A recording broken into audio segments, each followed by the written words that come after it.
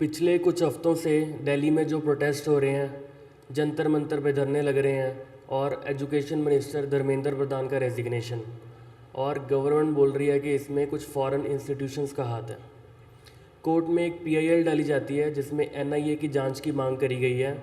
Claim ये है कि जो लोग इस फंड को प्रोटेस्ट कर रहे हैं उन्हें पैसा बाहर से मिल रहा है। इंडियन स्टूडेंट्स, इंडियन सड़कें और पैसा बाहर से आ रहा है। आज इसी टॉपिक पे बात करेंगे, इसी ग्लोबल गेम को समझेंगे जिस पे ना ही कोई डिबेट हो रही है और ना ही कोई बात। मैं हूँ शुभम, द रेबल डिप्लोमैट। चलिए शुरू करते हैं। सबसे पहले बेसिक्स पे बात करते हैं। What is FCRA? FCRA is foreign contribution regulation act. एक ऐसा कानून जो डिसाइड करता है कि इंडिया में कोई एनजीओ, ट्रस्ट या ऑर्गेनाइजेशन बाहर से पैसे ले सकता है या नहीं। अगर बाहर से पैसे लेने हैं तो उसे MHA, ministry of home affairs का रजिस्ट्रेशन चाहिए होगा। अगर रजिस्ट्रेशन है तभी पैसे बाहर से लिए जा सकते हैं, नहीं तो एक भी रुपया बाहर से इंडिया में लीगली नहीं आ सकता। ये लॉ सबसे पहले 1976 एमरजेंसी के टाइम पे इंदिरा गांधी के द्वारा लाया गया था। उसके बाद इस एक्ट में 2010 में अपडेट्स हुए थे एंड उसके बाद 2020 में भी अपडेट हुए थे एंड फाइनली करंटली इन 2026 इसमें एक मेजर अपडेट लाया जा रहा है, एफसीआरए 2.0। अब नंबर सुनो। एमएचए के ऑफिशियल डेटा के अकॉर्डिंग 2019 से 2022 के बीच सिर्फ 3 साल के अंदर ऑलमोस्ट 13,520 ऑर्गेनाइजेशन ने फॉरेन फंडिंग के थ्रू 55,741 करोड़ रिसीव करे हैं। I repeat, 55,741 crores, and that is a huge number. And today, till July 2026, there are almost 14,449 active registrations of FCRA, and there are 22,498 registrations which are cancelled, and almost 15,212 registrations which are expired. मतलब इतने registration active नहीं हैं जितने cancel या expire हो चुके हैं। और ये कोई छोटी बात नहीं है। It is not a small civil society issue, it is a massive issue and a structured pipeline. समझने की बात है कि इंडिया के अंदर इतना पैसा आ रहा है स्ट्रक्चर्ड वे में, लीगली थ्रू दीज ऑर्गेनाइजेशंस। सवाल ये नहीं है कि पैसा आ रहा है, पैसा तो गारंटेड आ रहा है, बट सवाल ये है कि पैसा दे कौन रहा है, ले कौन रहा है और why they are giving this money. तो अब बात करते हैं कि डोनर्स है कौन। ऑफिशियल डेटा के अकॉर्डिंग जिन ऑर्गेनाइजेशन का नाम काफ़ी बार सामने आया है, number 1 US aid, then Gates Foundation, Wellcome Trust, Ford Foundation, and there are dozens of European government backed institutions. अब इनके बारे में थोड़ी बात करते हैं। Ford Foundation, an American foundation, it was founded in 1936 and इनके पास रफली $16 बिलियन के एसेट्स हैं। इंडिया में ये काफ़ी डेकेड से एक्टिव हैं और इंडिया में किसको फंड कर चुके हैं? For example centre for policy research, एक दिल्ली का टॉप थिंक टैंक है। लॉयर्स कलेक्टिव ऑर्गेनाइजेशन को भी फंड किया है इन्होंने, and along with this they have funded tribal groups and environmental groups in India.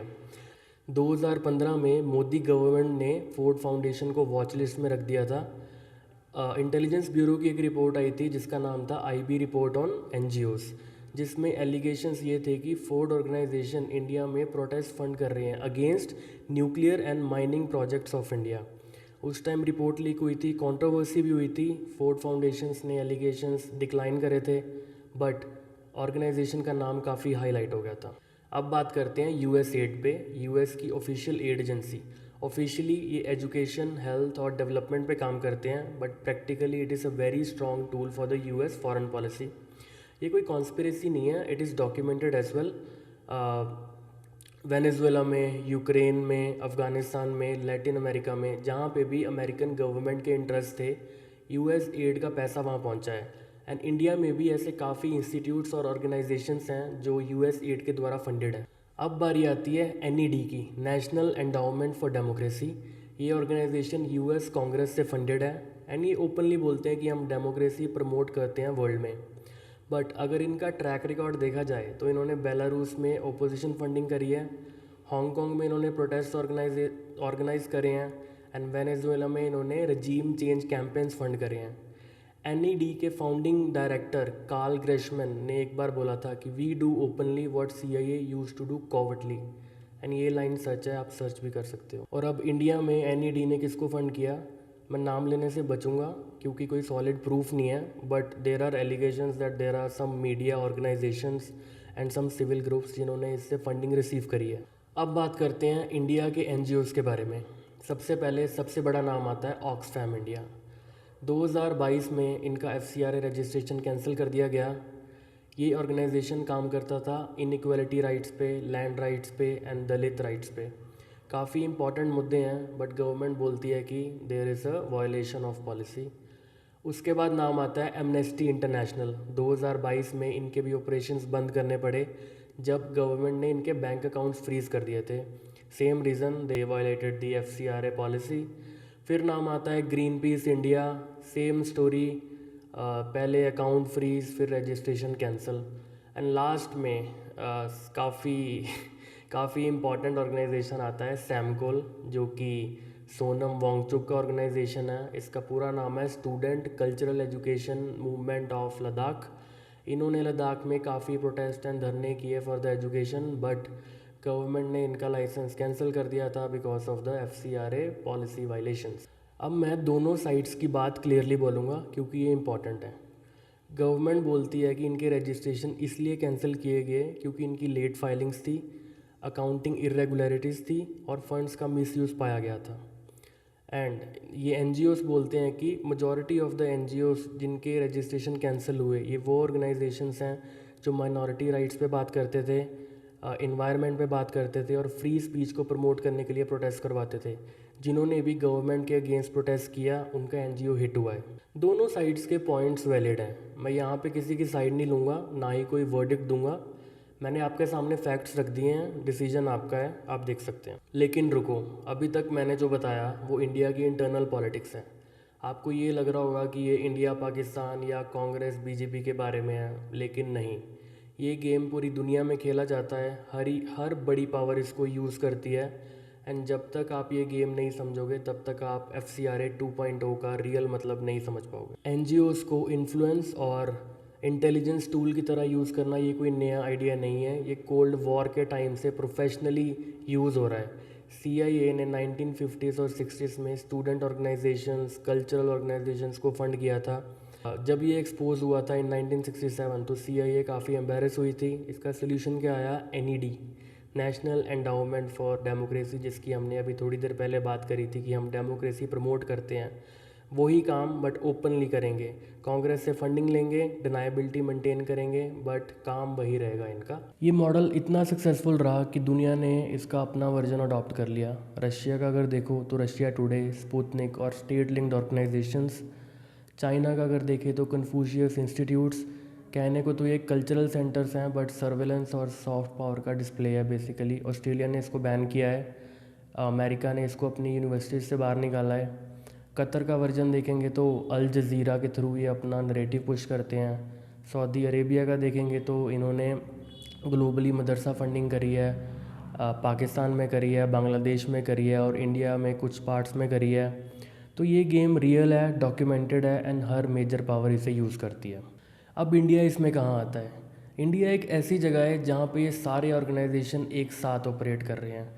American foundations, European foundations, Chinese foundations, gulf money through religious channels, सभी का India में interest है, सबका अपना एजेंडा है। Kundan coulomb nuclear power plant याद है? 2012 में इस न्यूक्लियर पावर प्लांट के अगेंस्ट मैसिव प्रोटेस्ट हुए थे एंड उस टाइम के प्राइम मिनिस्टर मनमोहन सिंह ने ये बोला था इंटरव्यू पे कि these protest are foreign funded. उसके बाद मिनिस्ट्री ऑफ होम अफेयर्स ने एनजीओज़ की जांच करवाई थी, कुछ अकाउंट्स फ्रीज़ किए गए थे एंड उसके बाद 2014 में एक रिपोर्ट आती है आईबी की जो लीक हुई थी। वो बोलती है कि इंडिया में कुछ ऐसे ऑर्गेनाइजेशंस हैं जो डायरेक्टली फॉरेन फंडेड हैं and they are responsible for slowing down the GDP growth of India by 2 to 3% annually. And how? by protesting against the good development projects of India like nuclear projects, mining projects, and good companies of India as well. अब मैं एक बात clear करना चाहता हूँ कि I am not against NGOs. India में कुछ ऐसे एनजीओस भी हैं जो बहुत ही अच्छा काम कर रहे हैं इन्वायरमेंट के लिए, ट्राइबल ग्रुप्स के लिए, माइनॉरिटीज़ के लिए and they are very legitimate and hats off to them. But simultaneously कुछ ऐसे ऑर्गेनाइजेशंस भी हैं जो इंडिया में केओस बनाना चाहते हैं एंड गवर्नमेंट का वही कंसर्न है। तो अब आते हैं आज की डेट पे, जून 2026। अमित शाह ने FCRA 2.0 का डिजिटल पोर्टल लॉन्च किया है।